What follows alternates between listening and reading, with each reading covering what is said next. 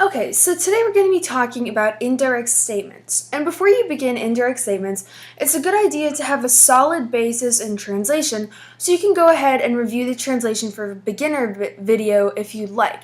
And it's also good to have a really strong hold on your infinitives as well, since infinitives are really important in indirect statements.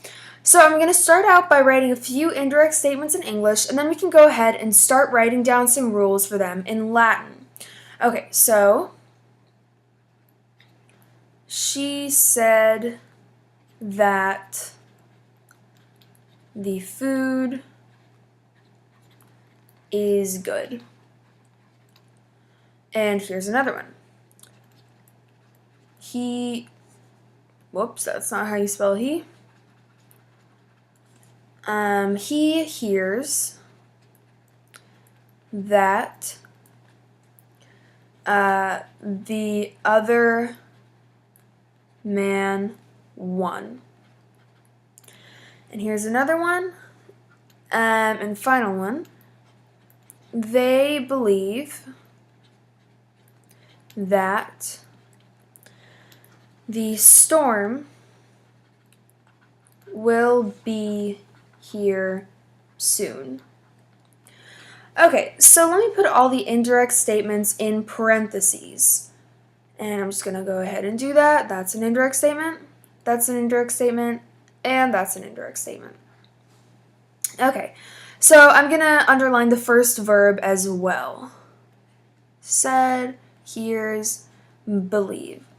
So if you notice, all of these verbs are similar in that they're what we call verbs above the neck. Let me write that down. They're all vons. That's what some people call them, verbs above the neck.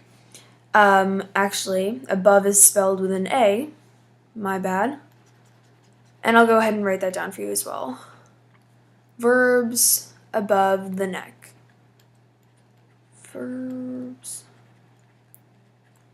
And this is for the main verb.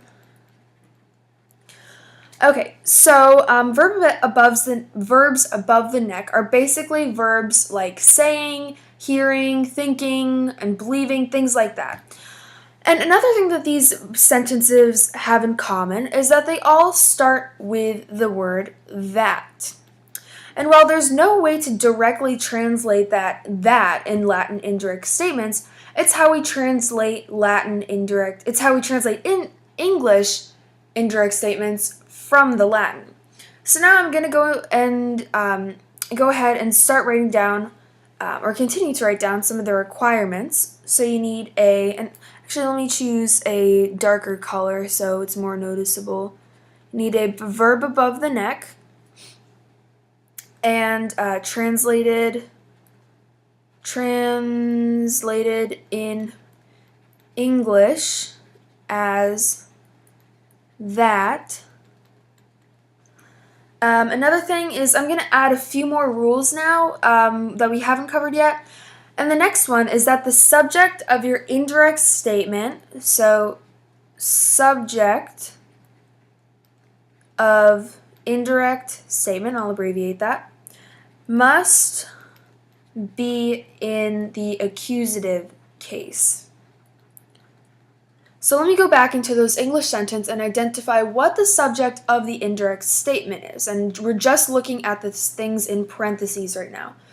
And the food is the subject of this one. The man is the subject of that one. And the storm is the subject of the final indirect statement.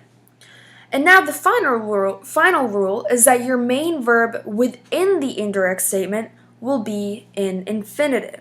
And there's actually something called the sequence of tenses. So let me write that down. Verb of indirect statement must be an infinitive. And it must follow the sequence of tenses.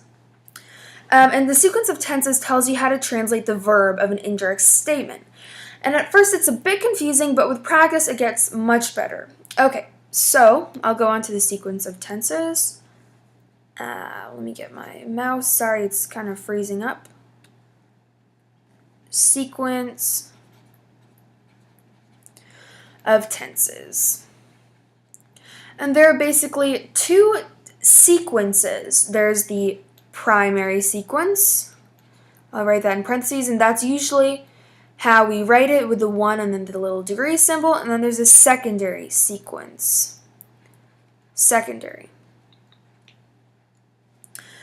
And the primary and secondary sequence for the main the sequences is for the main verb, so not the verb in the indirect statement. And the primary sequence includes your present tense, verbs in your future tense, and verbs in your future perfect tense. So the other three tenses are going to be in your secondary sequence, and they include the perfect, imperfect, and the pluperfect. Okay, so remember the primary and secondary sequences are determined, again, by the main verb of the sentence that sets up the indirect statement. So all of this is for the main verb. Okay, so now that we know what the main verb will look like if it's in each sequence, we can go ahead and make the chart, which will tell us how to translate our infinitive. So let me go ahead and make the chart. This is for primary sequence and secondary sequence. And now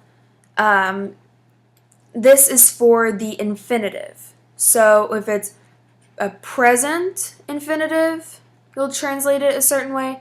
If it's a perfect infinitive, you'll translate it a certain way. And if it's a future infinitive, you'll translate it a certain way. And let me just clarify that this is what your infinitive looks like in the indirect statement. And again, this is for your main verb. Both of these, primary and secondary, for your main verb. And let me go ahead and make the little chart. So we can go ahead. If it's primary tense or primary sequence and you have a present infinitive, you are going to translate it as if it were a present tense verb. So just translate it the same. If it's a perfect tense infinitive in primary sequence, you are also going to translate it the same way as the actual infinitive. Just translate it as perfect. Translate it as is. If you have a primary sequence main verb and you are doing the future infinitive, then you will translate it future. So if you notice the pattern, if it's in primary sequence, you just translate the infinitive as it looks. But if it's in secondary sequence, if it is in present tense, the infinitive, and you are in secondary sequence, you translate the infinitive as if it were a perfect tense verb. If your main verb is in secondary sequence and you have a perfect tense infinitive, you're going to translate the infinitive as if it were a pluperfect verb. And finally, if you're in secondary sequence and you have a future tense infinitive, you're going to translate it using the precursor, the word would, blank. And again, you're not going to you'll see the infinitives as the main verbs in indirect statements, but you're not going to translate them as infinitives. And I'm going to go ahead and clarify this up. This is your main verb, this is your infinitive, and everything right here, all of this is how you will translate